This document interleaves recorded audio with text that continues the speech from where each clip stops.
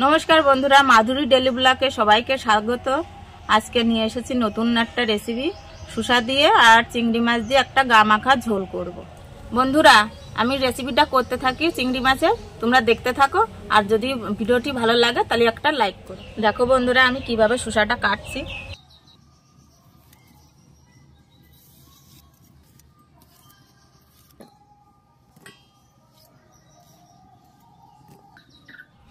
বন্ধুরা, মাছে এবার লবণ হলদি মাখিয়ে নেব। এই যে মাছ,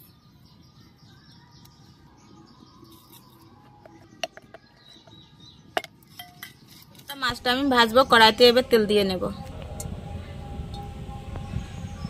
বন্ধুরা, তেলে এবার রান্ননি দেবো, রান্ননি দিয়ে মাছটা ভাজবো।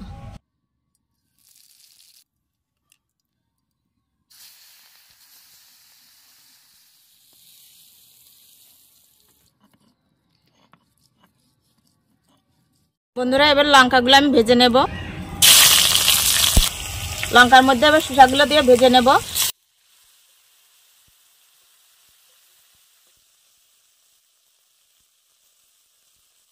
শসার মধ্যে আমি লবণ হলদি একবারে দিয়ে নিয়ে ভেজে নেব। বন্ধুরা, শসা লঙ্কা ভাজা হয়ে গেছে, এবার আমি পরিমাণ মতো জল দিয়ে নেব। বন্ধুরা, জলে জাল এসে গেছে, এবার চিংড়ি মাছগুলো দিয়ে দেবো। এই যে ভেজে রেখেছে চিংড়ি মাছ।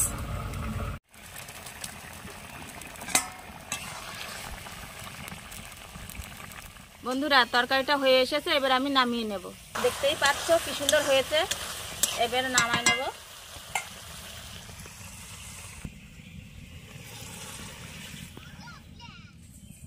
বন্ধুরা, জিরের গুঁড়োটা দিয়ে দিলাম,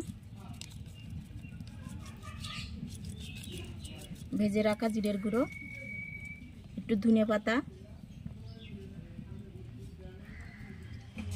বন্ধুরা, আমার শসা আর চিংড়ির রেসিপিটা হয়ে গেছে, এবার আমরা খেতে বসবো। যদি ভিডিওটি ভালো লাগে তাহলে লাইক কমেন্ট শেয়ার করে দিও। টাটা।